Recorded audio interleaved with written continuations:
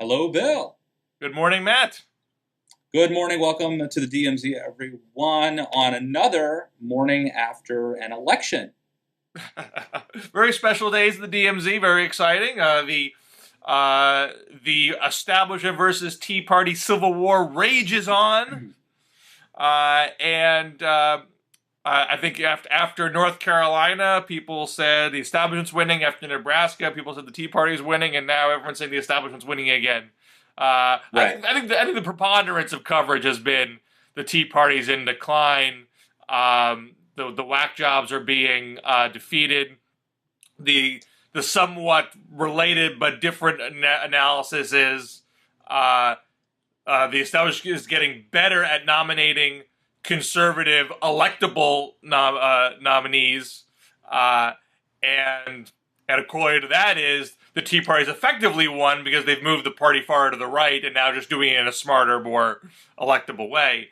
After McConnell beat Bevin in Kentucky, Simpson won his congressional primary in Idaho, and the two more business-friendly nominees in Georgia made it to the runoff over the Palin-backed nominee and there's two other sort of super-duper wingnuts were defeated. What do you think this means as far as the state of the Republican Party goes? So I'm in the camp who thinks that sort of the pendulum swung. You know, there was a time a few years ago where you had all of these sort of fat, old, and happy establishment Republicans. The Tea Party, I think, helped correct that. Then the pendulum maybe swung a little bit too far, and now I think we're getting back to some good balance where you're electing solid conservatives who can win general elections. So I think it's a pretty positive sign. I think the Tea Party, Matthew Dowd on Twitter put it really well when he compared it to the Oakland A's, who lost the World Series but revolutionized baseball with their Moneyball approach. And I think the Tea Party doesn't have to win every single election in order to have sort of won the larger civil war. I think that they have had a positive impact. There were some examples where they probably went too far, but I think that we're now getting to a point where Ben Sasse is a primary example of somebody who I think, can win and can be a very serious conservative Republican senator who's not going to try to burn down the House. So I think it's a pretty good trend. Looking at it from the macro level, I think I'm pretty optimistic. Now, that could all well be true, and I generally agree with what you're saying. Might there still be some collateral damage here in that in Kentucky, McConnell, Senate Minority Leader, possibly Majority Leader if he survives, and a Republican wave manifest in November, maybe he has been softened up by this primary process. Bevin pointing out his Washington insideriness, his votes for bailouts, his votes for earmarks. Does that serve him up to the Democrat Allison Grimes, who is polling very competitively with McConnell so far? They're kind of both in the low 40s. And does that serve her narrative that he has been in Washington too long and she's a fresh face and outsider, independent thinking, yada, yada, yada. And in Georgia, we now, as Politico noted this morning, they go to a runoff. The two top ones, no one pulled more than 30%.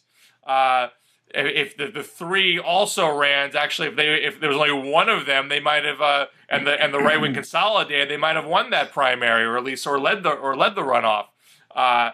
Now you have these two guys in a 9-week runoff going into mid-July, where they're going to beat the hell out of each other. And Michelle Nunn, also considered a pretty credible Democratic nominee for a red state, might she benefit from the Washington insider Kingston beating up the businessman Perdue for his callous business practices, and Perdue beating Kingston for his pork and his earmarks and whatnot?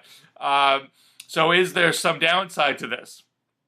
Well, I think in Kentucky there's not. I mean, McConnell really just vanquished Matt Bevin. It wasn't close. Um, so he just destroyed Bevin. It was almost like an appetizer. Um, so I think, and there's 5 months to go. I mean, it's not like this is an August or a September primary, and there's not time to heal wounds. I mean, immediately, Eric Erickson, who had been backing Bevin, donated to Mitch McConnell before the polls even closed yesterday. The Senate Conservatives Fund, who had been, I think probably recruited and certainly pushed Bevin, endorsed McConnell immediately. And so, and Bevin hasn't officially endorsed McConnell and may not, but has said that the worst possible scenario would be a Democrat winning. So I think there's plenty of time to heal the wounds. I don't think the battle in Kentucky was turned out to be as vicious as it might have been, simply because Bevin never really got traction. So this might just be a warm-up for Mitch McConnell. The only concerning thing in Kentucky, potentially concerning, is when you look at the number of people who turned out to vote. Grimes, I think, got a lot more voters, or the Democrats at least got more voters, a pretty substantial amount more voters to actually turn out in the primaries to vote for somebody who was essentially uncontested. I mean, Grimes didn't just sort of had a pro forma opponent. That's surprising and potentially concerning, but I'm not too worried. I mean, Mitch McConnell is a fighter. This is going to be a really interesting and tough race, and McConnell is basically running a presidential race. They're very smart, and I think it'll be very fun, interesting, and fun to watch. In Georgia, I think it's more concerning. We did dodge a bullet, I have to say, Bill. I was worried. We almost had a high school graduate make it into the runoff. Luckily, Karen Handel did not. Of course, she's just a high school graduate. I can't. You're such an educational elitist, man. I can't tell you how dangerous it might have been if someone who's just a high school graduate, like Harry Truman or Scott Walker, had gotten the nomination. It could have been devastating. But luckily, she was vanquished. I think that's the big story of the night, frankly. Of course, we can talk about Webby out in Oregon as well. But I think that Karen Handel, endorsed by Eric Erickson, who's in Georgia, by Sarah Palin, second time Palin's endorsed her, second time she's failed to deliver. For people who thought that having, more women, running, and there are others, of course, Joni Ernst and, in Michigan, and I said Oregon with Webby. So there are plenty. Shelley Mercapito is going to win in West Virginia. But for those who thought you might have a Republican female candidate in Georgia, not going to happen. And I wonder if she's done, because this is the second time that she's really underdelivered, despite having a lot of prominent boosters. So, I don't know if Nunn, the Democrat, she's certainly got a good name, and she's certainly going to be helped, I think, by the fact that you're going to have several more weeks now of Republican infighting.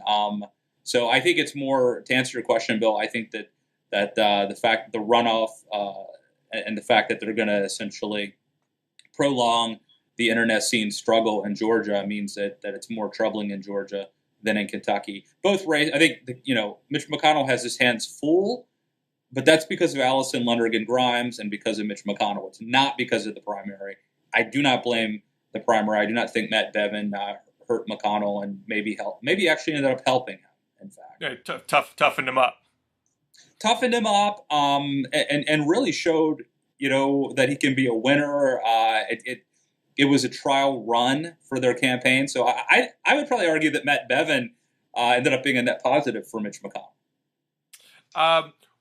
Two things I'd flag about the Kentucky race. One, I think we should remember, McConnell did cut the deal that kept the government open, and people thought that was a risky thing for him to do because of this primary. And McConnell said at the time, this proves I really don't care about this, Bevin pipsqueak, because if I was worried about that, I wouldn't have done this deal, but I did the right thing. It does show a degree of confidence and steel. I mean, I think there are a number of other ways where McConnell is not being helpful in worry about his right flank. But at that moment, he said, "I'm not going to cause a worldwide economic meltdown over it. So that does show how he has handled himself and prepared himself for this. But going forward, I think that there's going to be a real interesting dynamic injected into the campaign on June 2nd, when I believe Obama himself, I don't believe he's going to leave it to the EPA administrator, Gina McCarthy. I believe Obama himself is going to announce the biggest package of climate regulations that he's going to enact, which will be rules that will effectively cap carbon emissions from existing power plants. There's already a set of rules for new power plants that are in the pipeline, but existing power plants is a much bigger area to tackle. Look, Bill, I'm not a scientist, man. I don't know why we're even talking about this. I believe McConnell in his victory address yesterday said this is about Obama's war on coal. He wants to make coal the center stage of the race. I fully expect Grimes to oppose these rules when they come out. That's a freebie. It's not even something that she's going to have to vote on, because it's coming from it's an executive action.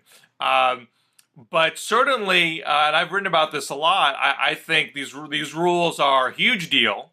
It's notable that Obama is pursuing them in the middle of a midterm election when there are a lot of right-leaning states, oil and coal-friendly states, where there are incumbent Democrats that are vulnerable. Not to mention this case in Kentucky where you got a Democratic challenger who has a shot. But the reality is, the way the rulemaking process works, if these rules are not proposed now, they can't get finalized in time. So it's evidence how Obama is putting policy over politics. He knows this is part of his legacy. He knows it is a global imperative. It has to be done, and he's doing it. But the politics of it is extremely treacherous. But it also, Bill, I mean, there is the other option.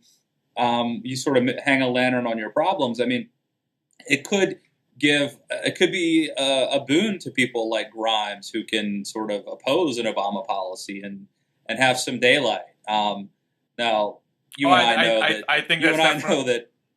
know that when a Democrat's in the U.S. Senate and they need the vote, they're going to vote with Obama if they need to. But the other thing too, Bill, we didn't plan on talking about this one, but it is interesting. Tom Cotton down in Arkansas is having real problems against Mark Pryor, the incumbent senator, even though Obama is wildly unpopular in Arkansas.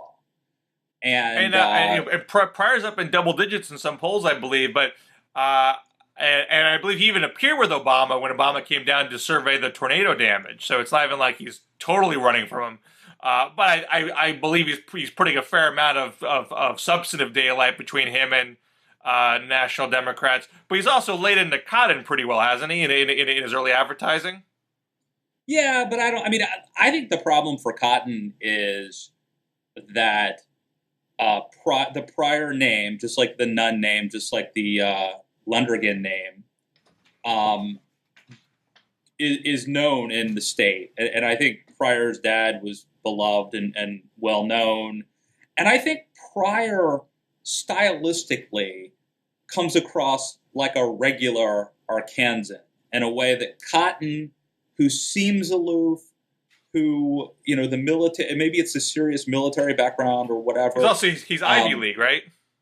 What's that? Isn't he Ivy League? Yeah, he is Ivy League, even though he's also a real life Arkansan, and it's not that he appears like a Yankee. I would just say that if there was a beer test, that Pryor wins the sort of good old boy likability.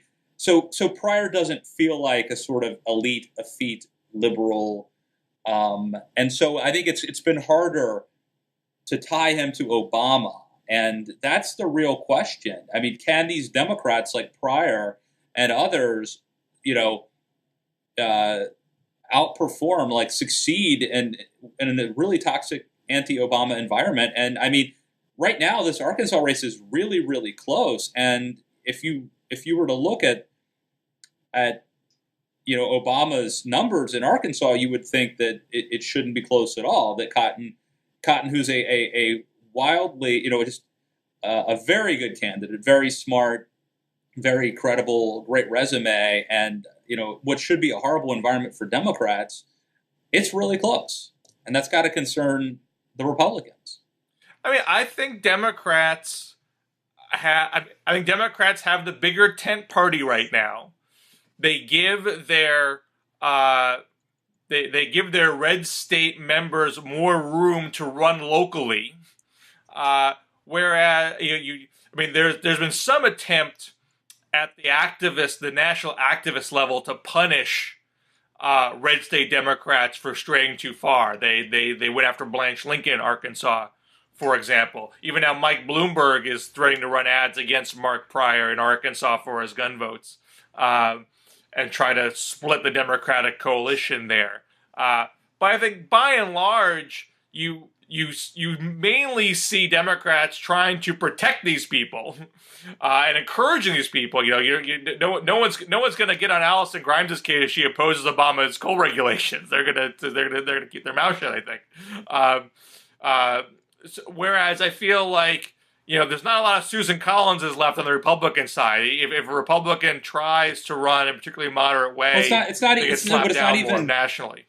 But it's not even that, Bill. It's not even policy. It's my favorite politicians are, in terms of the way that I think Republicans ought to run is to be solid philosophically.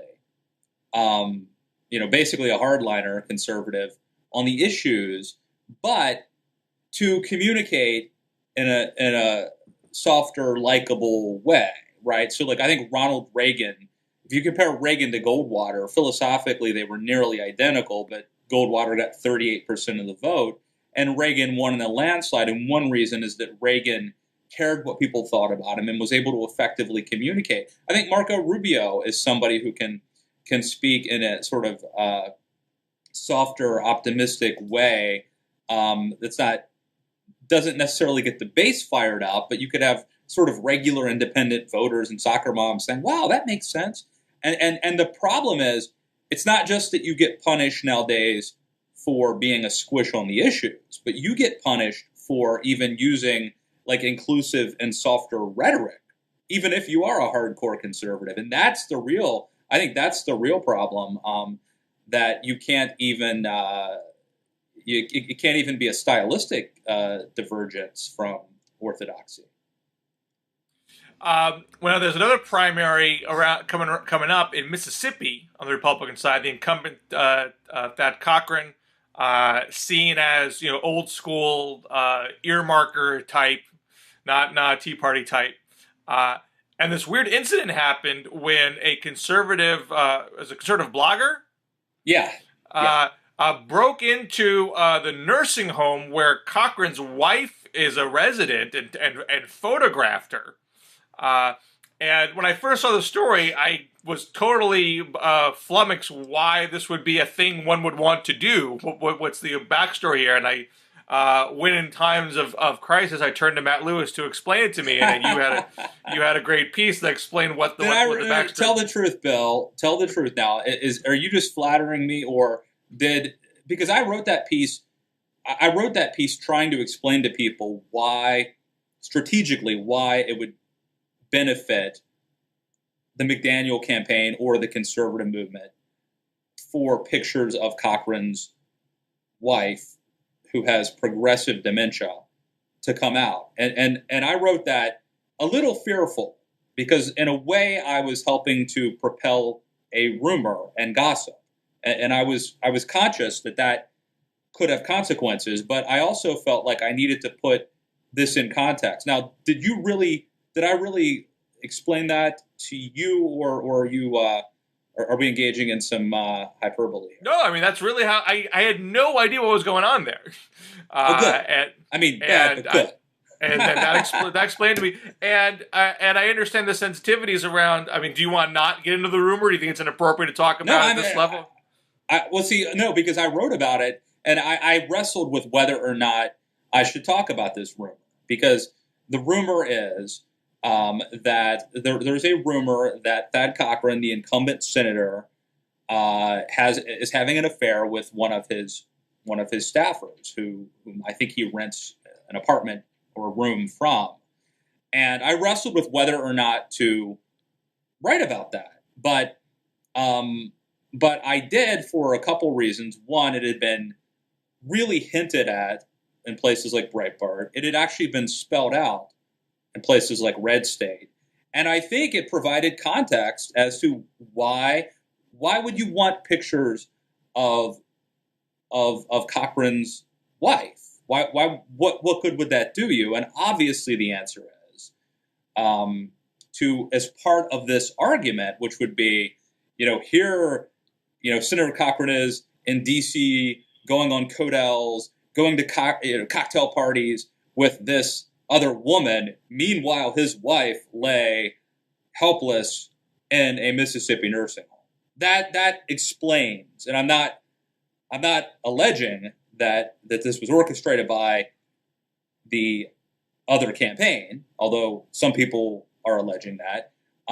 But I wrestled with whether or not my sort of tying these loose ends together would be, and this whole story is full of ethical conundrums, and I wrestled as to whether or not I was going to be a force for good or evil here, and ultimately I concluded that this story belongs to the ages now. I'm not giving it away; it's out there, and this is an explainer.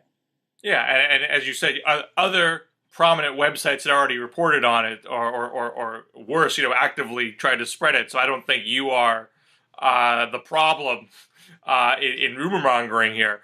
But it certainly connected the dots for me. The thing that is the head scratcher about it still is, why would you think evidence that his wife is incapacitated would make the case against Cochran for having a quote unquote affair? Because I think it's pretty accepted that if your longtime mate no longer is functioning, I think there's a lot more societal leeway given to people who then take up other relationships, because it's not like he doesn't care for her, doesn't pay for her care, or doesn't see her.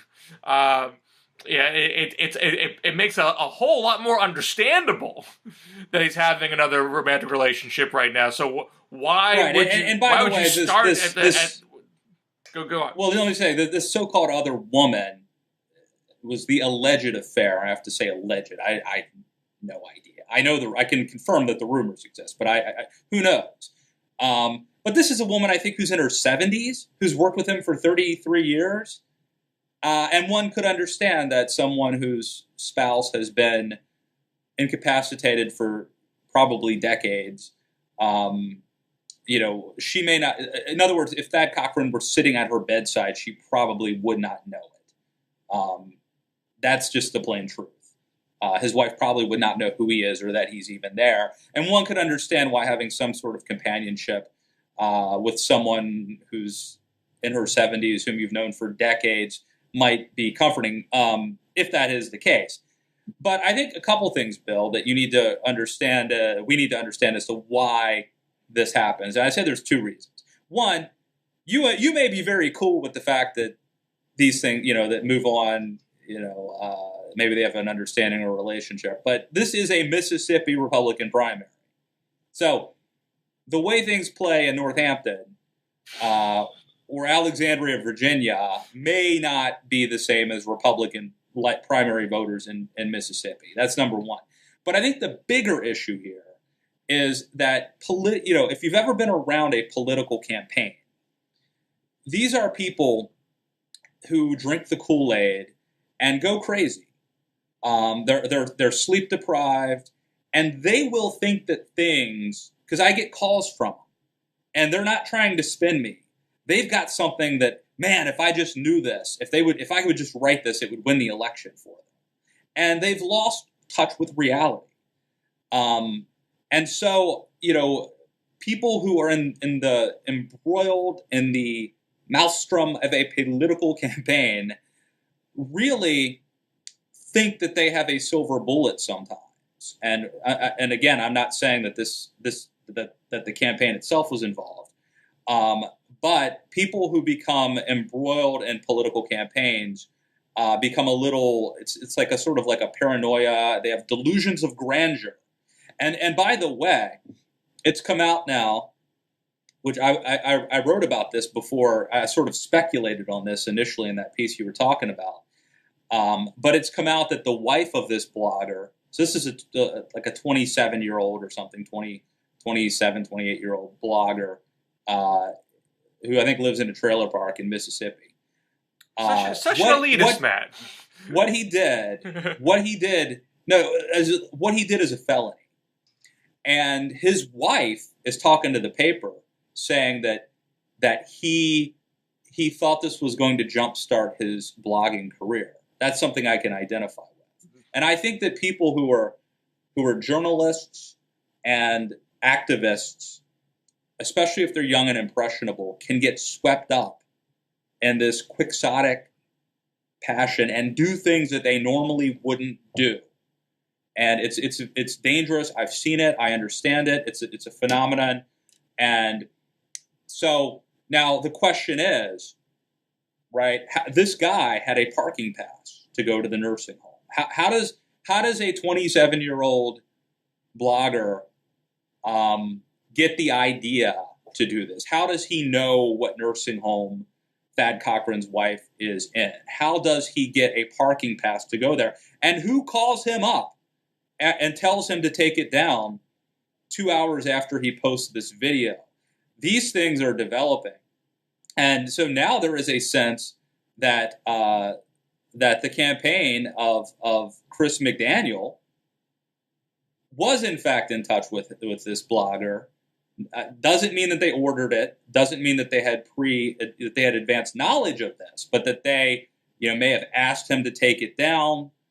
That they did not come forward with it. There are allegations that, on the other hand, that Cochran's people held on to this, that they knew about this for weeks or months and waited to release this until right before the election. It's, I think, a June 3rd election, so it's 2 weeks away. So there's a lot of weird stuff wrapped up in this case, Bill. I mean, I don't. He may not be totally wrong that this might well jumpstart his blogging career. So that is a layer of logic that I find plausible. But from a political standpoint, I would think, and I take your point that people's standards of acceptable morality differ in different parts of the country. Why did Watergate happen? Richard Nixon was going to win by a landslide anyway. Right. And yet, Nixon didn't order it, but some of his people got involved in this second-rate burglary. Why would they do that? It's insane. It defies logic. Right. People on campaigns or activists or operatives. I mean, here's what's going to happen. This guy is going to roll over on somebody. Somebody was, and right now it's the big guy. I think in the newspaper, the big guy told him to take the video down. Well, who's the big guy? There's speculation by some people that it could be McDaniel. We don't know. But but his wife says somebody on the internet, an anonymous person on the internet, was encouraging him to do this scheme, to get these pictures. Was it an outside group? Was it somebody in Mississippi? Was it somebody on a campaign? I mean, we don't know, but if this blogger knows, he's facing a felony. He could roll over on somebody, or the police could take his computer and track down if it is an anonymous person. So this story, I don't know where it's going to go, or if anything else is going to come out in the next 2 weeks, but there is a potential that this if Cochran wins, and by the way, I think Cochran, the irony here is that Cochran deserves to lose based on his voting record. They shouldn't be in, whoever hatched this idea, and it was clearly some sort of a conspiracy. Not to say that the McDaniel campaign was involved, but more than one person was in on this, and there was a strategy to defeat Cochran. They should have been hitting him on his voting record on the fact that he's a big spender. I mean, he should have been. He is vulnerable, and so this thing, I don't think it's got. I honestly don't think the story's gotten the attention it deserves. In my opinion. Well, the other scandal brewing this week is this matter with the Veterans Administration. There was an initial claim from a whistleblower that there were 40 people who died while being on a wait list, not getting their care. I believe that charge has been questioned, if not debunked. If it's even that's not there's not 40 people a questionnaire. There are 70 people that were on a wait list, and no evidence that they died because of a delay. But nevertheless, this charge has certainly sparked a lot of coverage where there is this backlog problem at the VA. If the VA administrator, Eric Shinseki, has done enough to tackle it, if Obama has paid enough attention to the bureaucracy to do the types of reforms he said he was going to do going in, all those kinds of questions are swirling around out there. I know Obama's going to speak very soon, so we're taping before the latest development here, so we're a little behind the curve. Apologies for that. But I do know the White House has been saying, look, we know there has been a backlog problem. It's the long-standing problem that predates us. We have been working on it, but at the same time, we also added to the backlog because we're taking Agent Orange seriously for the first time, and that added cases for the VA to deal with. And so that was a counter pressure to dealing with the backlog problem. And we're aware of this, and we're working on it, yada, yada, yada. So I think there's a lot more to sift through with the story. It's not, in my mind, a clear-cut scandal at this stage, but I'm curious to know how you think Republicans are going to handle this. I feel like initially, it's the response from, say, Boehner or McCain has been kind of muted. They haven't gone into full-blown Benghazi mode yet. They haven't spout off the worst-case scenarios and fingered Obama and demanded Shinseki resign yet. I mean, I know others have. But is it possible that the Republican leadership is saying to itself, we've gone down the Benghazi path, we've gone down the Fast and Furious path, we've gone down the IRS path, it never works for us, the truth is usually a lot more complicated, we never make political hay out of it, it's really not, maybe there's a more sober way to investigate these matters. Is it possible that clear heads are going to prevail here, or do you think that we're just early and the hysteria is going to rise soon enough? Well, I think the problem, Bill, is it's not like the Republicans can order a top-down messaging strategy that just be serious, let this thing play out. I mean, there's an incentive for somebody to call for Shinseki's resignation or whatever. I mean, whether it's a conservative pundit or a sort of freelancing congressman or presidential candidate. So this is sort of even if most Republicans have a very muted response, I suspect that somebody's going to try to get. This is a good PR way to make news, is to come out and take a hardline stance on this. Personally, though, I think it's obviously a very, very, very serious topic. The fact that there was fake wait lists and 40 veterans died is just horrific, and it's utterly newsworthy. Obviously, a very serious story. I've been somewhat supportive of the Obama administration in the sense that I don't blame them, but I do blame them for this attempts at obfuscation, whether that's the phony resignation of someone who's already planning to retire or whatever. My take on this is that that this is a problem that's been around for decades. It's not Obama's fault. The fact that Shinseki, the VA secretary, who is a highly decorated combat veteran who himself suffered serious injuries, I think, in Vietnam, hasn't been able to fix it. He obviously has an incentive. I think he's a good man.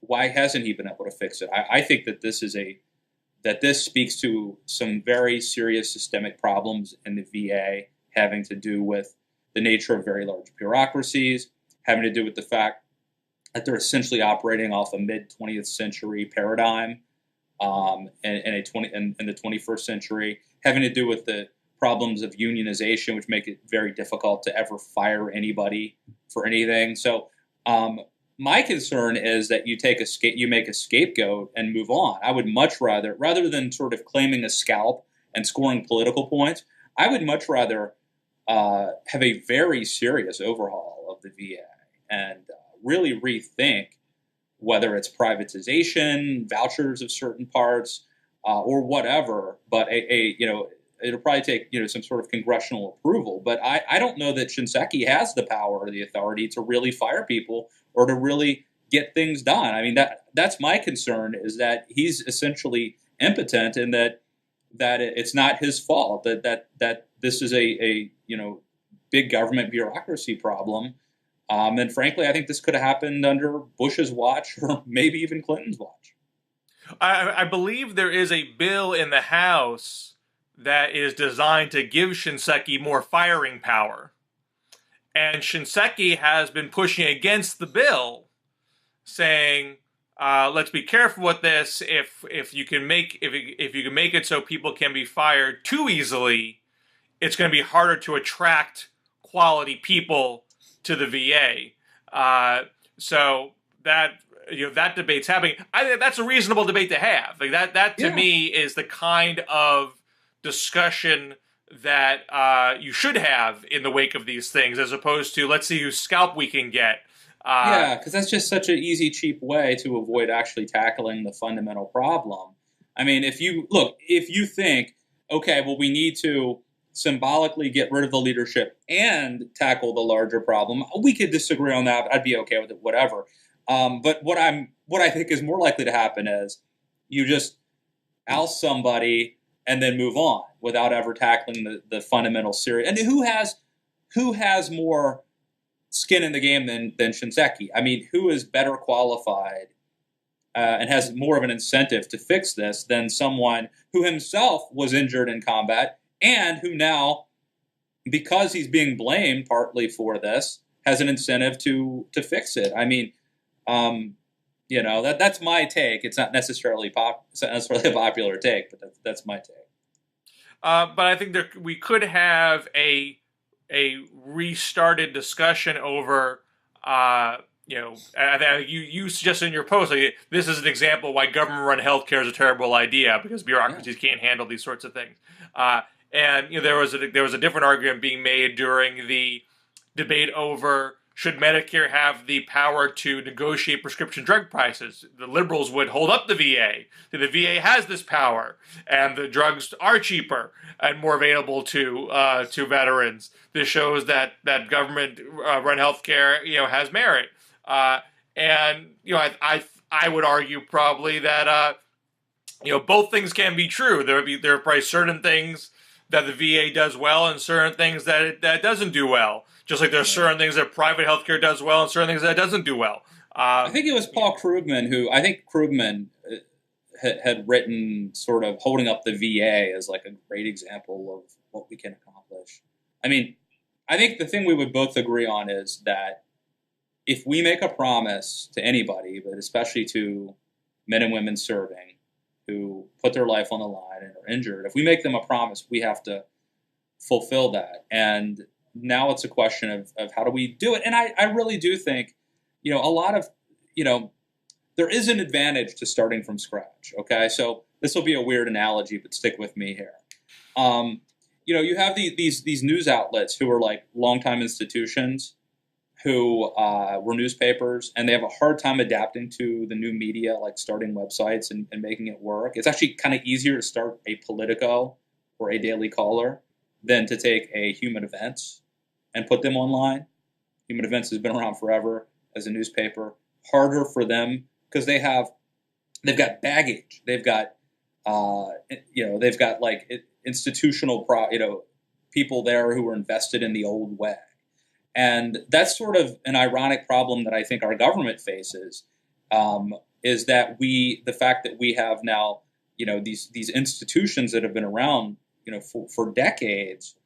There are stakeholders who are invested in the old way of doing things, and there are preconceived notions. And if we were going to design a school system, for example, today from scratch, we probably wouldn't design it the way that our school system that we have today. I mean, a lot of them still have summers off. That was done like for farming, for real farming, and our traditions stick with us. And I suspect if we were to design a veterans, something to, an institution to address the problems of injured veterans and other veterans, I mean, I don't know that we would design it if we were starting today the way that it is. And I'm just saying I think we should really give some thought to like rethinking these. It's not a question of whether or not we ought to be taking care of veterans. Everyone agrees that we should, but I suspect that a lot of the things that they're doing are just holdovers from a bygone era. Just so you know, I'm looking at Mark Knoller's Twitter feed. Mark Knoller from CBS News. So not the guy from Dire Straits. No, that's Mark Knopfler. Okay. It says Major Garrett reporting White House advisors tell CBS Obama will not use his remarks on the VA scandal to announce resignation of Shinseki. President Obama will vent his anger over the scandal and reports that veterans died waiting for health care. He better be careful with the venting of the anger, because Jon Stewart has shown these clips of people, I'm mad as hell, just showing no passion. He's gonna have to demonstrate some visage here, some anger, because it's sort of like the whole Saturday Night Live thing. If Kitty Dukakis were raped and murdered, would you support the, and then I think it was John Lovitz playing Michael Dukakis's I'm outraged. So the anger thing, he has to show some anger if he does it. We'll see. So one other issue I want to bring up before we have to go is a most recent piece that I wrote for the week, which is about something that's bubbling up on the left. I don't think it's gotten a lot of attention on the right yet. But Obama and judges, the big issue with judges earlier in the year was that Republicans were holding them all up. And the Senate actually did the so-called nuclear option and ended the practice of judicial filibusters. And actually since then, Obama's been getting judges confirmed at a pretty good clip. In fact, the percent of his nominees being confirmed is up to 83%, which matches Clinton, and Bush's was 88%. You now have more judges, more Democratic-appointed judges than Republican-appointed judges. And he's not done. He's still got, a couple more years to go. But they're at the point now where there are certain vacancies in states which have Republican senators, and there is a Senate courtesy procedure called the blue slip, which is that when you nominate a judge from a state, the senators from that state have to turn in a blue slip to the Senate Judiciary Committee before the committee will hold a hearing on them, and effectively gives the home state senators, a say, if not a veto, over nominees. And in Georgia, there have been a bunch of vacancies. There was a particular appellate level nominee that the Republican senators were holding up for 2 years. And they used that as leverage to strike a deal with the White House. It was a 6-judge deal. They give Obama the 2 picks he wants for the appellate level, and they give the Republican senators the 4 picks at the district level. And actually, since then, there's a 7th judge, I believe district level judge, that the Republican senators said they would wave through. Also, that's one of Obama's choices. And a lot of liberal activists never liked this deal. Thought it was giving away too much power to the Republican senators, putting pressure on the Judiciary Chair, Pat Leahy, to scrap loose lip procedure, which Leahy refuses to do. And now these judges have had their hearing at the committee level, and focus has been put on Michael Boggs, who is a Democrat, actually, but a conservative Democrat, and was in the state legislature from 01 to 04, where he voted to put the Confederate flag back on the Georgia state flag. He voted to ban gay marriage. He voted for ways to restrict abortion access. And so that has set off alarm bells on the left. But I wrote for the week that the liberals should back off because for a number of reasons. One is that Obama's getting, for Jamel Bowie at Slate said, if he does this, he's going to let Republicans put the stamp on the judiciary. Well, Obama's putting the stamp on the judiciary. Obama's gotten over 250 nominees approved, as I mentioned earlier. His stamp is being very clearly felt. These are 4 judges out of 257. So it's a small price to pay to keep this process moving forward. And you still got another, I think there are 28 nominees that are in the pipeline. There's another 50 vacancies on top of that. You don't want this whole thing to grind to a halt. But on the merits of the pick itself, Obama has been very interesting. Obama is not saying, man, I hate this guy Boggs, but I just got to do it for the deal. They're actually saying, look, the guy's a qualified judge. He should be on. They're defending the merits of the pick. And that's because he's, after these votes in the legislature, between 01 and 04, he's been a judge since then. He's been a judge for 10 years. And none of the liberal activists have been able to make a case that he's been an activist judge. Their argument has been, well, he hasn't ruled on abortion. He hasn't ruled on civil rights issues. So we have no choice but to look at his legislative record. But you should be able, if you're going to make a case that he can't be trusted to shelve his personal views and judge impartially, you got to really find something in the record. It doesn't have to be on your issues. There should be some aspect of his judicial activism that you can find. It could be someone else's issues. It doesn't have to be yours. And if you can't find that, it could well be that he has a view you don't like personally, but it doesn't bleed into his judging. Liberals should not be worried about an impartial judge. So I don't think they have a strong. Fits into the whole, conservative, strict construct. The whole sort of like politicizing from the bench kind of thing. I mean, theoretically, that the judges are interpreting the law, and so theoretically, and I know this is utterly naive, but it would be entirely possible to rule that the law says A, even though you believe the law should say B. And it sounds like this may be someone who takes that very seriously. Well, on top of that, as a judge, he spearheaded a sentencing reform commission to get Georgia to back away from mandatory minimum sentencing and give the judges more discretion in sentencing, which is a liberal project. Right. You got a lot of conservatives in Georgia. But it's also not nullifying the law by just sort of acting by fiat.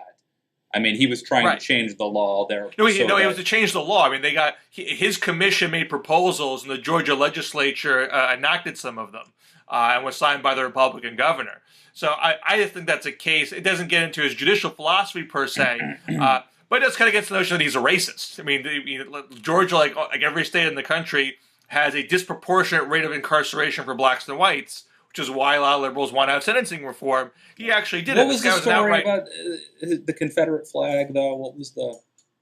I think it was back in 03 and 04. I think it actually was off the flag, and there was this push from the right to put it back on the flag, or to have a referendum to put it back on the flag, and it was very, very contentious. And look, I think the Confederate flag is an abhorrent symbol. But I also remember when Howard Dean in 2004 actually 2003, gave a speech to a multiracial Democratic audience and said, guys with Confederate flag decals should be voting with us and not them because they need health insurance and their kids need education too. And I mean, he got a standing ovation for that. It was because let's look past these symbolic debates that divide us and get to the things that unite us. And so why should we take this one vote, an important vote in my opinion, and say this, Brian Butler at New Republic saying, why is Obama trying to get a Confederate sympathizer? He called him a Clive and Bundy of the judiciary based on this one thing. Well, that's not the sum of a guy's record. Paul Wellstone voted for the Defense of Marriage Act. Does that mean he's not a liberal in every other respect because he made a politically expedient vote? Of course not. One vote doesn't measure the entire character of a person. So I think you got to look at the broader record. The broader record of this guy is actually pretty good. I think you gotta, and at some level, if you're a liberal, you gotta say, look, Obama is the first black president, a constitutional law professor, obviously cares about what he puts in the judiciary. You think he's gonna put a Confederate-loving racist on the judiciary? I highly doubt it. Cut the guy a little slack. Once again, Bill, the voice of reason. I will see you at our next Sons of the American Confederacy meeting. But I think Republicans, my concern is, so what's happened this past week is under pressure, Congressman John Lewis, the civil rights hero, who had been kind of quiet about this whole thing, came out and opposed the Boggs nomination after Senator Dianne Feinstein suggested that he actually was a tacit supporter of it. That got activists to publicly shame him, and then he stepped up and said, I never supported this, that's wrong, and I don't support it now. So if Democrats on the Judiciary Committee or Democrats on the Senate floor scotch the Boggs nomination, even though the other ones could still go through, the deal that was created doesn't tie the senators' hands. But that will make the Georgia senators, Isaacson and Chambliss, suddenly look bad in the eyes of the right. You went into this stupid deal with Obama that doesn't even guarantee your picks get through, and the Democrats double-crossed you. That might not be technically true, but they'll say it that way. Is that going to take away all the incentive for other home state Republicans to do these sorts of deals? And Democrats might say, well, who else is going to do this? Well, this just happened in Arizona. Flake and McCain just did a deal with Obama to get Arizona judges through just last week. They just got through the Senate. So there's a risk that you're going to lose a lot of opportunities if these deals can't get done anymore because there'll be a sense that you can't trust Obama or you can't trust Democrats. I know the right has not been engaged on this issue yet, but if Boggs starts to wobble, I would not be surprised if Republicans pile on Isaacson and Chambliss and scare the daylights out of other Senate Republicans. My bigger concern is that he could be related to Wade Boggs. Have we looked into that? Is there any potential? Because that would be a deal breaker. If a judge can't handle a simple ground ball, how can you trust him to interpret the Constitution? Next thing you know, this guy's going to be riding around Yankee Stadium on a horse, shoving it in your face after he becomes a judge. So I just think that this needs to be looked into. Does he eat chicken before every court case? I think Wade Boggs famously ate fried chicken every day before a game? I think it's the right. I think I got that right. I always confuse him with Don Mattingly. Anyway, let's hope he's not related to that Wade Boggs. As an Oriole fan and an AL East fan, that would be concerning to me.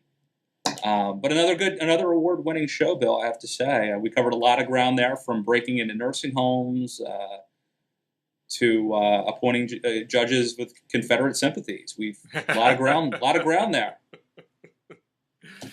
Always good to talk to you, Matt, and we shall talk next week. You got it. Take care. Stay tuned. Stay classy, San Diego.